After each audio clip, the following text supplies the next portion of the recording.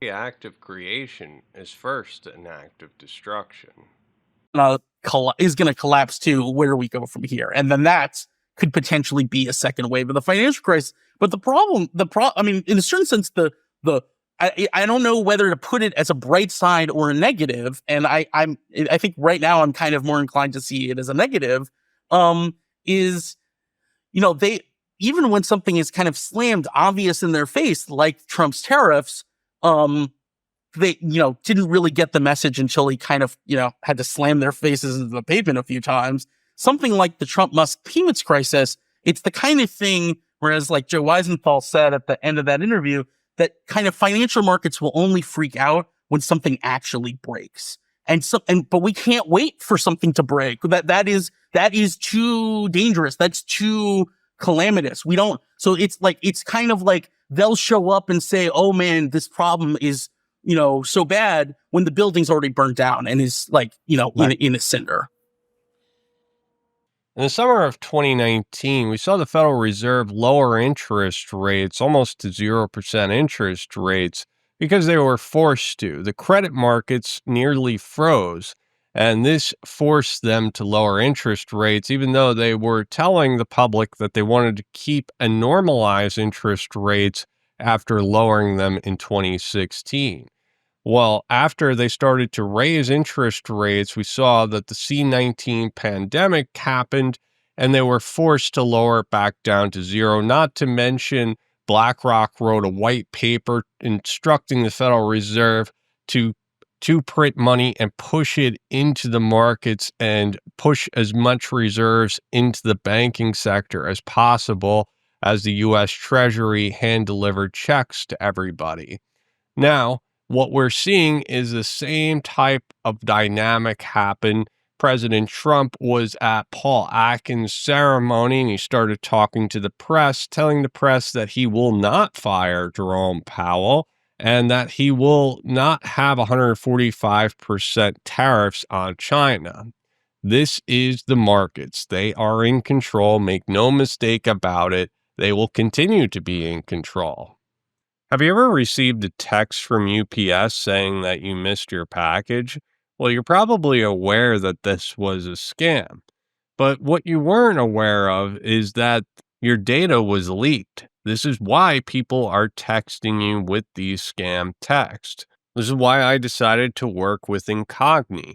Incogni reaches out to data brokerages and requests that your information is removed from their databases. Under law, they are required to remove your information if you request it. Incogni makes it really simple. You just put in your information and they reach out one by one, asking each data brokerage to remove your information. So check it out at incogni.com/Darren. If you use my link, you'll get 60% off the annual plan and a money-back guarantee. Well, we have to stress the long-term perspective, that's for sure. And in the long term, the levels of uncertainty have certainly breached an unprecedented level in financial markets. But let's also remember that Trump's actions are not exclusively focusing on tariffs. It's really a struggle to cut down, to destroy maybe 50, 60 years of very hard work, intensive, gradual, long-term construction of globalism. Trump, as well as other extreme right thinkers and politicians all over the world, they are really against globalism. They're against not only, it's not just a matter of tariffs or trade, they're against competition on a global level field. So I think that in the long term, we are not dealing now just with the expectation of maybe some gains in 6 months or 1 year from now. We are actually witnessing the dismantling of globalism. What's the alternative? Probably a new feudalism or a new decentralized protectionist environment. That's something we still don't know. But one thing is for sure, these guys and Trump leading, they are battling against globalism. This is a professor in economics, and he assigns all of this blame for Trump, yet fails to mention Triffin's dilemma, which has caused manufacturing to hollow out and for large wealth gaps to occur. So he just glosses over that fact and just assigns this anti globalist regime to President Trump. Well, that's not entirely true. What is true, though, is that he brings up that this will end in some sort of feudalism or some type of protectionism with decentralization. And I think that those labels are not precise, but somewhere to kind of gauge where the outcome will be. And decentralized protectionism is certainly something that I see fits the bill.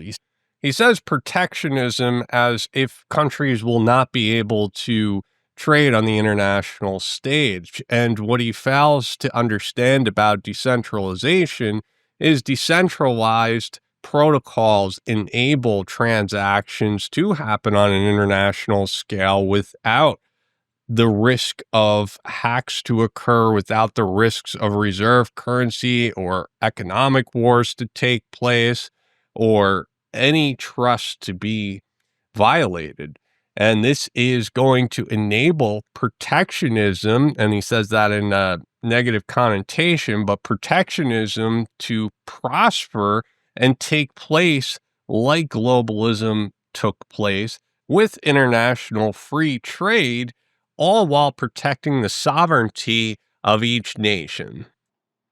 Well, that's one thing you have to see, because the geopolitical dimensions of the anti globalist perspective are really war and destruction or invasion or occupation of territories. So we are right now still going through a very violent stage of international relations that are also being dismantled. It's not just the economic globalists, but it's also the liberal order and the belief that we would actually rebuild or renew global institutions like the IMF, the World Bank.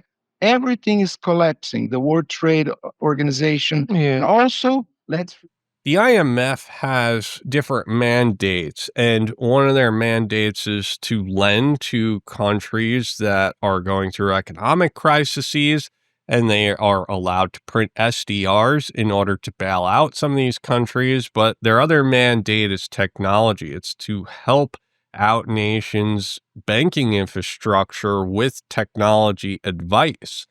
And the World Bank has very similar type of mandates. Today, Scott Bessent talked about how they are failures with those mandates and that they ventured off to green energy and other different ideologies outside of their mandate. remember, there's a huge technological battle. Technologies are now in a turning point in history. Artificial intelligence and completely new design of the relationships between humankind and work and labor. So it's really a fundamental shift. I don't believe it's just a matter of rebalancing the US power. It's really a much more ambitious challenge, that is to redesign a cooperative international system, going through a geopolitical quandary that involves a major technological change. It's not a coincidence that we see globalization reversing as technologies will become mature enough to enable countries to manufacture and produce goods and services for their populations. And this is enabled with automation, robotics, artificial intelligence, drone technology, etc. An international cooperative would be enabled with blockchain technology, rules that are baked into smart contracts, rules that are baked into the protocol. We have at home and how we can regain a degree of independence that we don't have. And that applies to defense, it applies to trade, of course, it applies to finance. And from my perspective, it applies to the way money moves around Europe. So by that, I mean capital markets, which are completely scattered all over Europe and which have to be better organized, more consolidated, converging, and possibly singly supervised. That's one thing. The second thing, which I think is really important for all of us, is to have digital payment under our control. When you think of it at the moment, a lot of our digital payment, when you pay, when you e-commerce or where peer-to-peers or you use your card or your phone, you always rely on non-European infrastructure. So I think the controlling our Explain that to digital me, payments. because I Well, wasn't aware of this. think I about it. presumed we were Yeah. all... Whether you use a card, Yeah. Or whether you use a phone, Yeah. typically it goes through Visa, MasterCard, PayPal, Alipay. Where are all those coming from?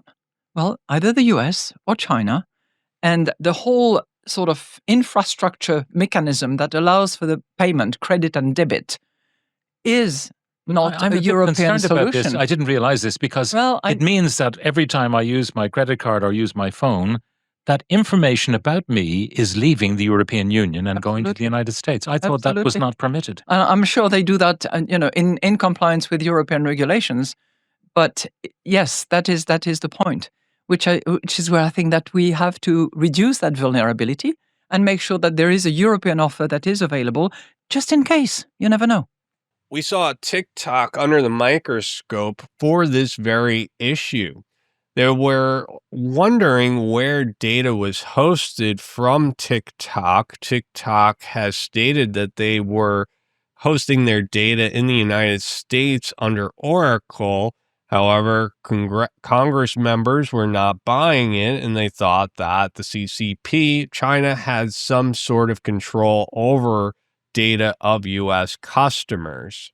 There's another application of crypto, of blockchain, is being able to have data sovereignty, being able to own your own data, or in the EU's case, owning your citizens' data with a digital euro. If the United States is not qualified to custody Europeans' data, how is the ECB qualified to custody Europeans' data? Nevertheless, I think that my agnostic attitude recently seems to have shifted somewhat. Shifted towards a state that perhaps could best be described as a cautious believer. And the main reasons for this gradual shift is actually the need for more European strategic autonomy in an increasingly hostile world. The benefits of this are obvious when it comes to payments and international financial markets. European payment systems and financial markets infrastructure are highly dependent on foreign services providers. And this makes the operation of our vital economic functions vulnerable to sudden shifts in policies by foreign countries, to an extent that many Europeans would no longer find acceptable. It is also from this perspective that the digital euro could prove a valuable innovation. But the benefits extend well beyond such considerations. Invoicing more important goods in euros helps to shield Europeans from exchange rate shocks. And a greater demand for euro-denominated assets can draw in foreign investors, which reduces financing costs for governments and firms. And this is the so-called exorbitant privilege that over the years has become so attached to the dollar as the world's #1 currency. This privilege may be even more pronounced in times of stress, due to safe haven flows taking place in such times. And indeed, the smooth absorption of government bonds that have become available on the back of quantitative tightening by the ECB, with a substantial share being snapped up by foreign investors, is perhaps an indication of the attractiveness of safe euro-denominated assets for foreign investors. He was originally agnostic towards the digital euro, but after the tariffs have taken place, he is no longer agnostic and in favor of the digital euro. He talks about invoicing foreign trade partners with euros, and this allows foreign entities to purchase goods and services in euros. If it's digital, they would be able to pay for it with digital euros, like China's doing with their CBDC. Percentage points. And as a welcome byproduct, this would probably also increase the attractiveness of the euro as a world currency. Secondly, We currently do not have a single capital market like you have here in the US. If you, as a US investor, wish to invest in firms across the EU, you potentially have to deal with up to 27 different sets of rules and regulations, for example, when it comes to corporate law or insolvency frameworks. And that clearly diminishes the attractiveness of our capital markets. It also means that we have to forego billions of euros in risk-bearing capital that could help boost new firms and new technologies. If we would succeed in harmonizing these rules and in removing the remaining barriers to cross-border capital movements, that would lower the cost for foreign investors to enter the European capital market. It would make it easier for European firms to issue debt, which in turn could lead to a further deepening of capital markets. The digital euro is open and public, just like crypto, except for crypto is decentralized while the euro is central. This means that the digital euro, by default, is going to be interoperable with the crypto world. If you ran a nation, you would want as many people as you could to invest in companies in your nation. And that translates into stronger currencies, stronger bond markets, stronger credit markets, stronger everything, tax revenue, everything you can think of. The ESMA, which oversees the European securities market, put out the DLT pilot regime.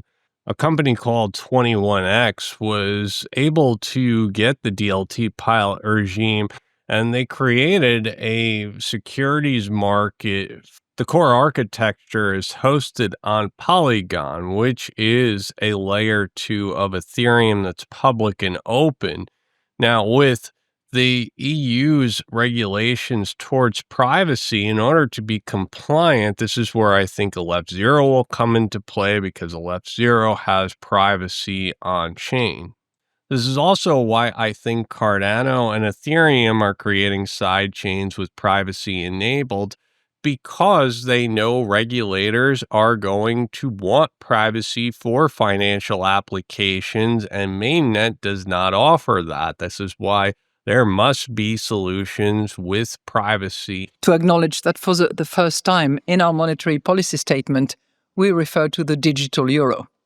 And that should be a clear signal that not only do we stand ready and do the hard work that is incumbent upon us, but it also acknowledges the fact that other European authorities are hopefully going to accelerate the pace at which we can deliver.